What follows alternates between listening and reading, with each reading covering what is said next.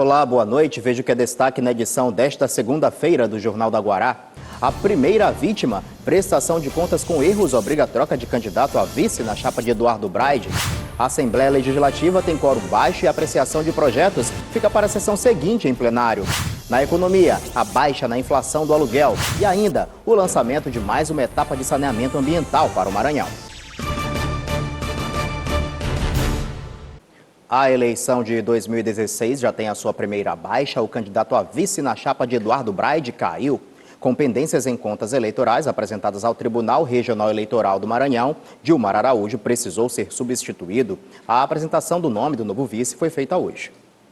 No encontro com a imprensa, o candidato a prefeito Eduardo Braide, do PMN, anunciou a substituição do vice Dilmar Araújo por Gilmar dos Santos. E o motivo, segundo eles: falhas no sistema da Justiça Eleitoral que apontaram erro na quitação das contas declaradas por Dilmar quando ele disputou as eleições para deputado federal em 2014. Logo após registrarmos a chapa, houve um questionamento da Justiça Eleitoral acerca da quitação eleitoral do Dilmar Araújo. Em que sentido? O Dilmar foi candidato a deputado federal nas eleições passadas, concorreu normalmente, teve a sua campanha de forma limpa, tranquila e, no final da campanha, apresentou a prestação de contas, inclusive ele tem o protocolo. Mas, por algum motivo, essa prestação de contas acabou não sendo julgada pela Justiça Eleitoral. Dilmar agora vai coordenar a campanha do candidato Eduardo Braide na região da Zona Rural de São Luís. Para a gente foi uma surpresa, né? Mas como a gente já vem desenvolvendo, junto com o companheiro Eduardo mesmo, vem nos dando esse suporte dentro da zona rural, fazendo um trabalho isolado. Mas agora, com o nosso novo vice, o Gilmar dos Anjos, também tem conhecimento desse trabalho que a gente desenvolve dentro da zona rural, a gente vai ampliar esse trabalho que a gente já vem desenvolvendo, né? Pois é, né? É preciso ter muita atenção com as datas do calendário eleitoral. Quem tem mais informações para a gente sobre isso é a repórter Aniele Pimentel. Oi, Aniele, muito boa noite para você. Agora o período para impugnações de candidaturas, né, é até amanhã, é isso? Isso, Pascoal. Boa noite a você e a todos. O Tribunal Regional Eleitoral tem o prazo até meia-noite de hoje para divulgar a lista com todos os candidatos aptos a concorrerem. Aí amanhã, terça-feira, o prazo final para impugnação.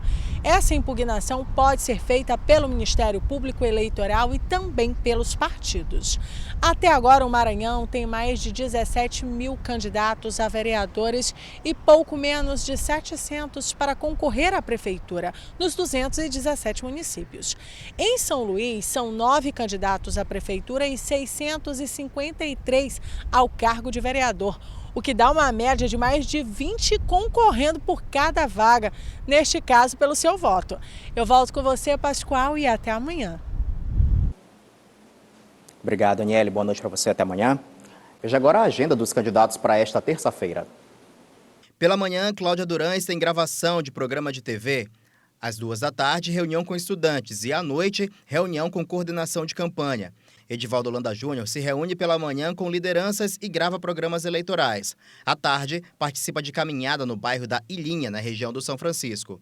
Eduardo Braide, pela manhã, grava programas eleitorais. À tarde, concede entrevista para um programa de TV e faz caminhada no João Paulo. E à noite, tem reunião com lideranças comunitárias. Elisiane Gama passa o dia em Brasília com compromissos parlamentares. Fábio Câmara tem gravação eleitoral pela tarde e à noite, reunião com a coordenação de campanha. Rose Salles realiza pela manhã corpo a corpo com moradores do Anil. À tarde, participa da abertura do Congresso de Mulheres e à noite, tem reunião com donos de bares na região do Olho d'Água. Valdemir Barros participa pela manhã de gravação de programas de rádio e TV e à tarde de entrevista em programa de emissora local. Wellington do Curso, pela manhã, tem reunião com a coordenação de campanha. À tarde, reunião com líderes do partido e à noite, gravação para o programa eleitoral. Zé Luiz Lago não divulgou a agenda. A gente segue com política aqui no JG, na Câmara Municipal de São Luís. Esta foi mais uma segunda-feira sem sessão. Já na Assembleia, apesar do quórum baixo, deputados se reuniram no plenário. Com um cenário que parece se tornar cada vez mais comum em um ano de disputa eleitoral, a Assembleia Legislativa do Maranhão começou a semana de trabalhos mais uma vez com a maioria das cadeiras do plenário vazias. Nesta segunda-feira, dos 42 deputados, apenas 18 compareceram. No pequeno expediente, somente 4 parlamentares usaram a tribuna. No grande expediente, não houve inscritos. A sessão também ficou sem votação de projetos de lei e requerimentos. A ordem do dia não foi colocada em votação nesta segunda-feira porque não havia projetos a serem apreciados pelos parlamentares. Existe um entendimento entre os 42 deputados que mesmo aqueles que são candidatos a prefeito façam um esforço para estar na Assembleia, para que nós possamos votar projetos de lei, não só do Executivo, como de autoria dos próprios deputados, às terças e quartas-feiras.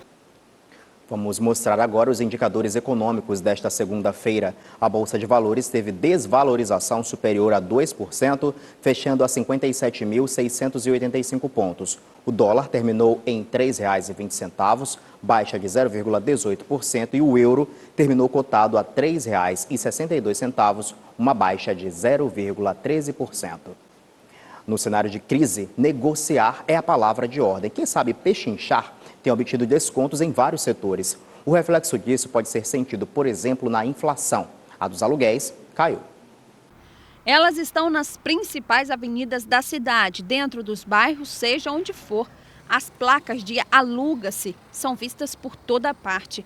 E, infelizmente, não tem coincidência nenhuma nisso. São lojas fechando as portas e os donos dos imóveis procurando novos inquilinos. Em compensação, o preço dos aluguéis subiu em ritmo menor na segunda semana de agosto.